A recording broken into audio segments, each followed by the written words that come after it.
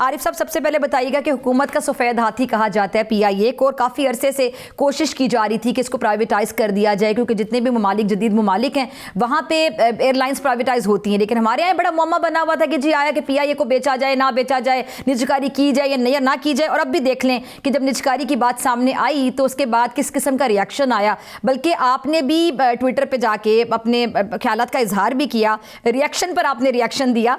तो ये जो बड़े लोग सवाल उठा रहे हैं कि हुकूमत के सफ़ेद हाथी आपके लिए फ़ायदेमंद कैसे बन गया, और ये दावा कि जी पीआईए मौजूदा हालात में मुनाफा बख्श भी बन सकती है, सुनने में बहुत अच्छा लग रहा है, हम एक्सपेक्ट भी करते हैं। सर, अपना प्लान ज़रा बताइएगा। देखिए, एक तो ये एक नेशनल इंस्टीट्यूशन है और हम सब का ये फर्ज है कि इसकी बेहतरी के लिए काम करें। हम जो है अक़वाम आलम में जब और कंट्रीज और कौमें जो है वो अपना नाम पैदा करती हैं, तो क्यों नहीं पाकिस्तान नाम पैदा कर सकता है। तो हमने तो पाकिस्तान का माजी बहुत शानदार रहा है। एक वक्त था कि पीआईए जो है दुनिया की सेकंड बेस्ट एयरलाइन गिनी जाती थी, और इसी तरह वो हमारी एमिरेट एयरलाइन, सिंगापुर एयरलाइन, माल्टा एयरलाइन, उनको खड़ा करने में जो है वो हमारे जो है पाकिस्तानी प्रोफेशनल्स थे कि जिन्होंने कंट्रीब्यूट किया था। तो पाकिस्तान और ये पीआईए ने बहुत अच्छे दिन देखे।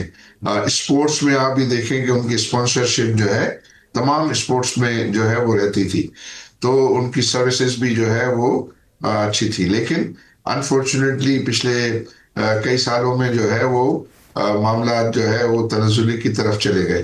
अब ये ऑफर हुई और उसमें हमारा जो कंसोर्शियम है उन्होंने ये कहा कि हम अपने कौमी इदारे की रिहेबिलिटेशन के लिए, उसकी बेहतरी के लिए हमें कंट्रीब्यूट करना चाहिए। और फिर हमने उसको डिटेल में देखा, इसके बिजनेस मॉडल को, एंड वी फाउंड आउट कि ये पॉसिबल है कि इसमें टर्न अराउंड हो सकता है। और उसमें टर्न अराउंड के लिए जो नेसेसरी सरमाया चाहिए, जो कैपिटल चाहिए, वो अल्हम्दुलिल्लाह अवेलेबल हो गया है।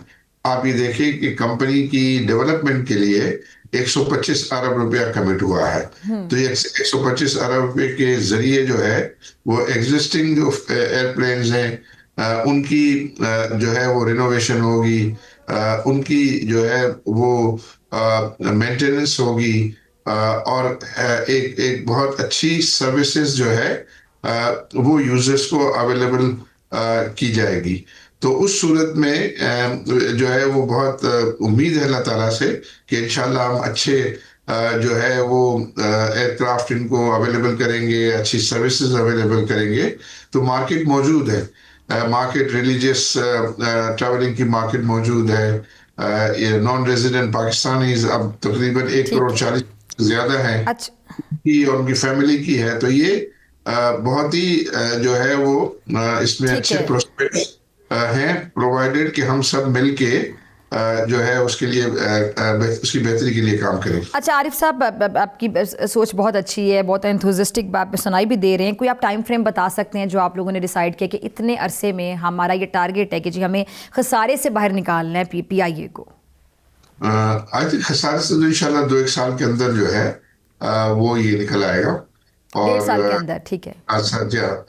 और इसके आगे जो है वो प्रोस्पेक्ट जो है वो बहुत अच्छे, क्योंकि इसमें फिर एयरक्राफ्ट ऐड होंगे, एग्जिस्टिंग एयरक्राफ्ट जो है उनकी रिनोवेशन होगी, और जो नए एयरक्राफ्ट भी जो है वो ऐड होंगे। तो इतनी बड़ी मार्केट, हम 250 मिलियन की आबादी है, तो इतनी बड़ी मार्केट के अंदर उम्मीद है कि अच्छी डिमांड। तो सर आपने क्या आप लोगों ने क्या कैलकुलेट किया कि एटलीस्ट कितने एयरक्राफ्ट्स होने चाहिए कि आप अच्छी एयरलाइन के साथ कॉम्पीट कर सकें? एटलीस्ट कितने होने चाहिए? अभी तो बहुत कम तादाद है। अभी जो है वो तो 19 है, और 19 भी पूरे जो है वो ऑपरेशन में नहीं है। लेकिन इसको अगले 3 साल में, 4 साल में जो है वो 38 जो है एयरक्राफ्ट हो जाएंगे इंशाल्लाह ताला। और उसके बाद जो है वो 64 के करीब जो है वो होंगे इंशाल्लाह। यानी आप कह रहे हैं कि 3 से 4 साल में 19 डबल हो जाएंगे, 38 हो जाएंगे। अब 19 में से कुछ ग्राउंड है, सारे ऑपरेशनल नहीं है। एग्जैक्टली। ठीक है, जो ग्राउंड है क्या उनको भी ठीक किया जाएगा या बिल्कुल ग्राउंड कर दिया जाएगा? बिल्कुल ठीक किया जाएगा। उनको ठीक किया जाएगा। अच्छा सर, एक सबसे बड़ा सवाल ये बड़ा जहन में आता है कि जी पॉलिटिकल हायरिंग्स भी होती हैं। मैं तो ये बात अल्लाह कहती हूँ कि जब भी कोई इदारा सफ़ेद हाथी बनता है, फिर उसको प्राइवेटाइज किया जाता है, बेचा जाता है, तो पॉलिटिकल हायरिंग्स होती हैं। हमारे यहाँ सिफारिश कल्चर है, इससे कोई डिनाई नहीं कर सकता। सिफारिशों पर भी भर्तियाँ होती हैं और फिर इतनी भर्तियाँ हो जाती हैं कि फिर वो आप ना उनको टर्मिनेट कर पाते हैं, ना आप उनको निकाल पाते हैं। जैसा प्राइवेट इदारों में तो टर्मिनेशन लेटर दे दिया जाता है, डाउन साइजिंग कहा जाता था, बड़े प्यारे तरीके से कहा जाता है कि राइट साइजिंग करें आपको निकालने के बाद, और आपको गुड लक कहा जाता है, चाय पिलाई जाती है, राइट साइजिंग करके निकाल दिया जाता है क्योंकि आप बोझ होते हैं इदारे के ऊपर।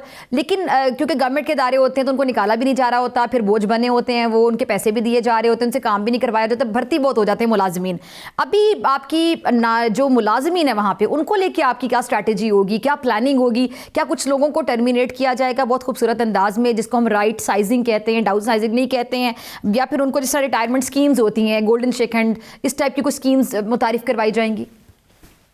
आई थिंक ये नंबर ऑफ एम्प्लॉइज का जो है वो इतना इशू शायद ना हो, क्योंकि हम एयरक्राफ्ट बढ़ा रहे हैं, तो हमें जो है वो मजीद टीम मेंबर्स की जरूरत होगी। ये तो बड़ी अच्छी बात है। यानी सर सॉरी मैं आपकी बात काट रही हूँ, इट मींस कि आप ये फरमा रहे हैं कि अभी जब आप एयरक्राफ्ट्स बढ़ाएंगे, अभी आपका स्टार्ट में ये है कॉन्सेप्ट कि जी 19 को डबल करना है, 38 करना है विद इन 3 years, तो जितने भी लोग वहाँ पे काम कर रहे हैं ये कंटिन्यू करेंगे, इनमें से किसी को टर्मिनेट नहीं किया जाएगा? नहीं, कंटिन्यू में पूरी बात आप शायद आधी सुनी और आधी अभी करने लगा हूँ मैं। जी प्लीज।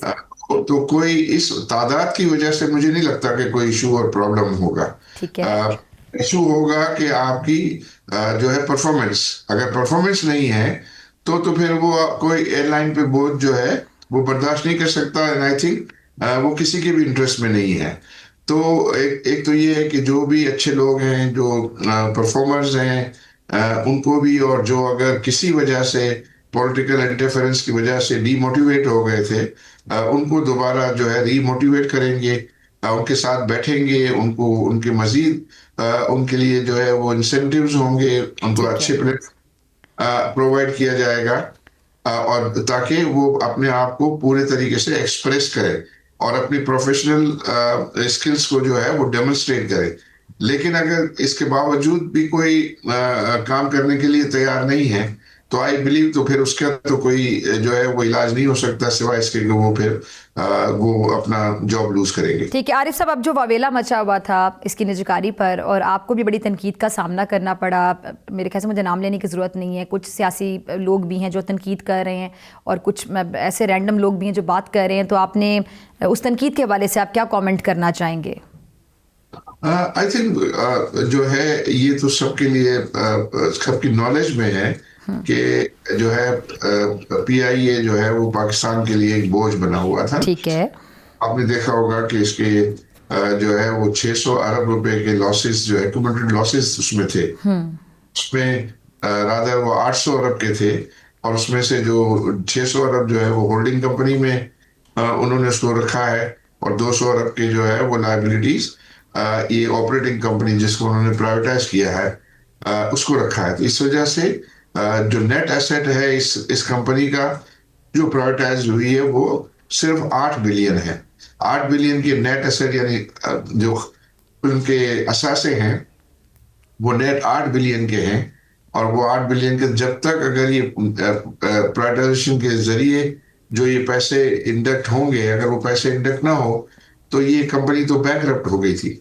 तो अब ये है कि ये पैसे डाल के और इसको रिवाइव करेंगे, और इसके नेसेसरी डेवलपमेंट के लिए जो है वो इसकी जरूरियात को पूरा किया जाएगा। ठीक है। और पूरा करने से जो है वो फिर पूरी टीम को, माफ कीजिएगा, और स्टाफ को जो है वो ये मौका मिलेगा कि वो अपनी प्रोफेशनल स्किल जो है वो अच्छा सर, एक सवाल ज़हन में आता है आरिफ साहब, आप अग्री करेंगे मेरी इस बात से, क्योंकि आप उस पोजीशन पे क्या बेहतर समझ सकते हैं कि जब आपने कहा कि परफॉर्मेंस की बेस पे किसी को निकाला जा सकता है, ज़्यादा तादाद का कोई मसला नहीं, क्योंकि एयरक्राफ्ट्स की तादाद जब ज़्यादा होगी तो स्टाफ चाहिए होगा, लेकिन जब परफॉर्मेंस की बेस पे किसी को निकाला जाएगा तो बहुत से लोग हैं जो उस टाइम पर इस चीज़ से नथी करने की कोशिश करेंगे कि शायद ये कोई सियासी भर्तियाँ थी, शायद ये किसी को, कुछ एम्प्लॉयज़ को टारगेट किया जा रहा है। देखिए, ये जो आप कह रहे हैं ना कि निकाला जाएगा, ये लफ्ज निकाला जाना इज नॉट एप्रोप्रिएट। अगर कोई परफॉर्मर है तो वो परफॉर्मर तो फिर वो कंपनी का जो टीम का हिस्सा जो है होने के फिर हकदार नहीं है ना। तो उस लिहाज नहीं से तो उसके लिए फिर मैं क्या लफ्ज़ इस्तेमाल करूँ, मतलब टर्मिनेशन या फिर डाउन साइजिंग, राइट साइजिंग, ये लफ्ज़ होते हैं ना। इस डाउन साइजिंग की बात ही नहीं है मैं कर रहा हूँ। मैं तो जी जी, कहता हूँ अगर ज्यादा कोई परफॉर्मर नहीं होगा, आपकी इजाज़त। मेरी बात अगर काइंडली जी जी, पूरी होने दें। मैं ये कह रहा हूँ कि अगर हम एयरक्राफ्ट बढ़ाएंगे तो ये नंबर्स जो है वो इतना मैटर नहीं करता है। ठीक है। आप अगर ये सारी जो ग्रोथ होगी वो ग्रोथ कैसे होगी? अगर ये हमारी टीम परफॉर्म करेगी तो होगी ना। हम तो नहीं करेंगे ना ये। हमने तो जो पैसा लगाना है वो पैसा हमने लगाया और हम उनको मॉनिटर करेंगे मैनेजमेंट।